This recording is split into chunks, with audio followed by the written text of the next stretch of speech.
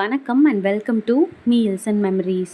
இன்றைக்கி நம்ம meals and மெமரிஸில் ரொம்ப ஹெல்த்தியான கொள்ளு சட்னி ரெசிபி தாங்க எப்படி பண்ணுறதுன்னு பார்க்க போகிறோம். ரொம்ப அட்டகாசமான வெயிட் லாஸ் ரெசிபியும் கூட இந்த கொள்ளு சட்னி. பொதுவாக பழமொழி சொல்லுவாங்க இல்லையா, கொளுத்தவனுக்கு கொள்ளு இளைச்சவனுக்கு எள்ளுன்னு சொல்லி. ஸோ அந்த மாதிரி இது வெயிட் லாஸ்க்கும் ரொம்ப ஹெல்ப் பண்ணக்கூடியது. ஸோ நம்ம ஃபஸ்ட்டு ஒரு பாத்திரத்தை எடுத்துகிட்டு நான் இன்றைக்கி ஒரு 3/4 டம்ளர் அளவு கொள்ளுப்பருப்பை சேர்த்துட்டு அதை நல்லா ஒரு 3 டைம் கழிஞ்சிட்டு அதுக்கப்புறமா நான் 2 தக்காளி சேர்த்து 1.5 சொம்பு அளவு தண்ணி சேர்த்துக்கிறேன். 1.5 சொம்பு அளவு தண்ணி சேர்த்துட்டு 1 ஸ்பூன் அளவு மஞ்சத்தூள் சேர்த்துக்கலாம். மஞ்சத்தூளும் சேர்த்துட்டு அதுக்கப்புறமா நம்ம அடுப்பை ஆன் பண்ணி 20 நிமிஷம் போல் நம்ம இந்த மாதிரி ஒரு தட்டு போட்டு 20 நிமிஷம் போல் நல்லா வேக வச்சு எடுத்துக்க போகிறோம். அது வெந்து வரட்டும். அதுக்குள்ளே நம்ம ஒரு கடாய் வச்சுட்டு அதில் ஒரு 25லேருந்து 30 போல் சின்ன வெங்காயம் சேர்த்துக்கிட்டு 2 கொத்து கருவேப்பிலை சேர்த்துக்கலாம். சேர்த்துக்கிட்டு அடுத்ததாக நம்ம பூண்டு சேர்க்க போகிறோம். ஒரு 5லேருந்து 6 பல் பூண்டு சேர்த்துக்கலாம். நான் நல்ல பெரிய சைஸ் பூண்டாக தான் சேர்த்துருக்கேன். அடுத்ததாக காரத்துக்கு வரமிளகாய் சேர்த்துக்கலாம். நான் 2 வரமிளகாயை மேலே இருக்க காம்பெலாம் நீக்கினதுக்கப்புறமா அப்படியே முழுசாகவே சேர்த்துக்கிறேன். நம்ம இதை கடைசியாக அரைக்க தானே போகிறோம், அதனால் முழுசாகவே சேர்த்துக்கிறேன். அடுத்ததாக 1 ஸ்பூன் சீரகம் சேர்த்துக்கலாம். அடுத்ததாக 1/2 ஸ்பூன் அளவு மிளகுத்தூள் சேர்த்துக்கிறேன்.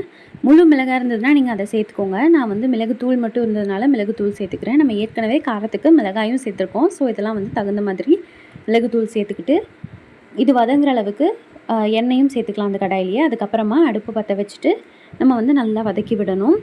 நீங்கள் எண்ணெய் சேர்த்துட்டு இதெல்லாம் சேர்த்தாலும் ஒன்று தான். ஆனால் இது எல்லாத்தையும் சேர்த்துட்டு எண்ணெய் சேர்த்தாலும் அதே மாதிரி தான் வரும், எந்த டிஃப்ரென்ஸும் இருக்காது. ஸோ இந்த வெங்காயம்லாம் நல்லா வதங்கி வரட்டும். வதங்கினதுக்கப்புறமா நம்ம இந்த தக்காளி கொள்ளுப்பருப்பு இதெல்லாம் வேக வச்சுருக்கோம் இல்லையா, அதில் நம்ம இந்த வெங்காயம் வரமிளகாய் எல்லாம் வதக்கியிருக்கோம் இல்லையா, அதையும் நம்ம அதே பாத்திரத்துலேயே சேர்த்துக்கிட்டு நம்ம இன்னும் ஒரு 10 நிமிஷம் போல் நல்லா வேக விட போகிறோம். நல்லா வேக விட்டுக்கணும். நான் கொஞ்சமாக எக்ஸ்ட்ரா இருந்த தண்ணியை ரசத்துக்காக தனியாக எடுத்து வச்சுட்டேன். இது அரைகிறதுக்கு, இந்த வெங்காயம் வேகிறதுக்கும் அரைகிறதுக்கும் தேவையான அளவு தண்ணி மட்டும் விட்டுக்கிட்டேன். நம்ம அரைக்கும் போது தண்ணி பத்தலைன்னா கூட நம்ம தனியாக எடுத்து வச்சுருந்தோம் இல்லையா, அதையும் சேர்த்துக்கிட்டு நம்ம அரைச்சிக்கலாம்.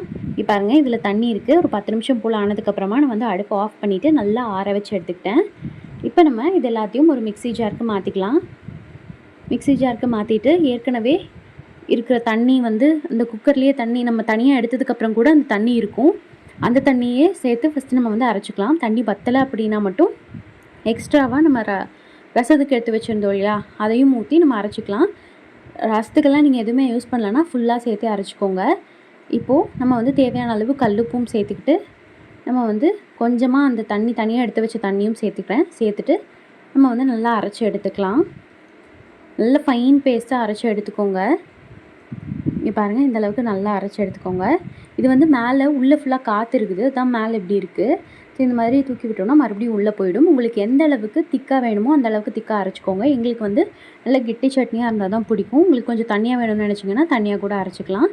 அடுத்ததான் அவ்வளோதான், நம்மளோட கொள்ளு சட்னி ரெடி ஆகிடுச்சு. நம்ம ஒரு பாத்திரத்துக்கு மாற்றிட்டு சுட சுட சாதத்தோடு சாப்பிட்டோம்னா அட்டகாசமாக இருக்கும். கண்டிப்பாக இந்த மெத்தடில் இதே அளவுகளோடு செஞ்சு பார்த்துட்டு எப்படி வந்துச்சுன்றதை கமெண்ட்ஸில் சொல்லுங்கள்.